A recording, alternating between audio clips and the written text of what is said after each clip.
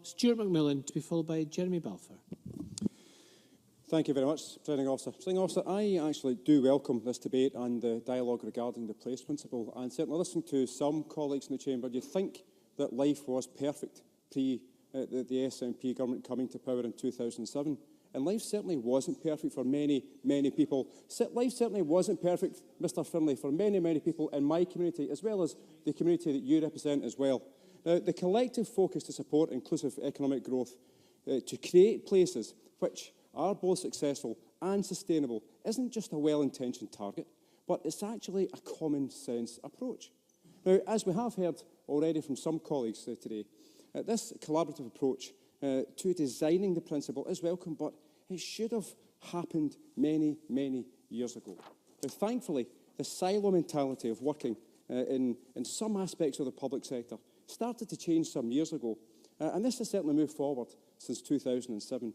We've had, today in this chamber, we've had a statement from Rosanna Cunningham, our Cabinet Secretary for Environment, Climate Change and Land Reform, once again highlighting the issue of the climate emergency that we face.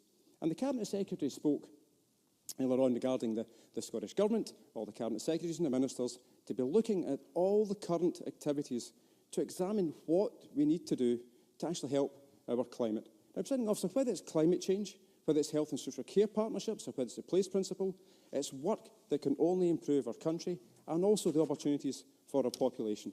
Now, Presiding Officer, the various funds that are available, such as the Town Centre Fund, the Regeneration Capital Grant Fund, the Vacant and Derelict Land Fund, Investing in Communities Fund, and also Spruce, are important in trying to bring about successful and sustainable places. Now, Presiding Officer, I chair the cross-party group on visual impairment, and a number of years ago, I was offered the chance by Guide Dogs Scotland to undertake a walk blindfolded with a guide dog. It happened in Greenock along Kirkcart Street, from Clyde Square to Kirkcart Street. Now, it was an emotional and challenging activity to do, but it also ensured that I became more aware of the built-up environment in my community. Now, after the event, when speaking to a local reporter, I was asked if I now wanted the local authority to actually demolish and build a better and more accessible environment. Now, clearly, that would not have been realistic. What is realistic, though, is that future investments are done collaboratively and also with accessibility in mind to consider every single member of our society. There's also another element, and that was the issue of any kind of retrofitting, any improvements that actually could be made to the existing infrastructure that we have in our towns and cities, and also in our rural communities. Because let's face it, I mean, the length and breadth of Scotland, there are many carbuncles have actually been built over the years. So, I mean, planning, certainly in the past, clearly wasn't perfect. Some of these things actually were put up in our communities. In my community, in my constituency, there are many organisations who already do operate with that sense of engagement and that sense of place principle.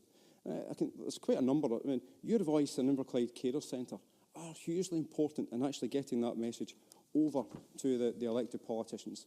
You can also think of another three examples. The Belleville Community Garden in East End of Greenock, the Inverclyde Community Hub, the Inverkip Community Hub, and also the Inverclyde Association of Mental Health. They've got the Broomhill Gardens and Community Hub. These are three projects that were led by the communities themselves and actually fashioned that change, and also fashioned the politicians to get involved and make sure positive change actually happened in these communities. Presiding Officer, there is still a journey to go, but I do welcome the place principle, and certainly I do welcome the sense of empowerment it will provide to our communities. Thank you very much.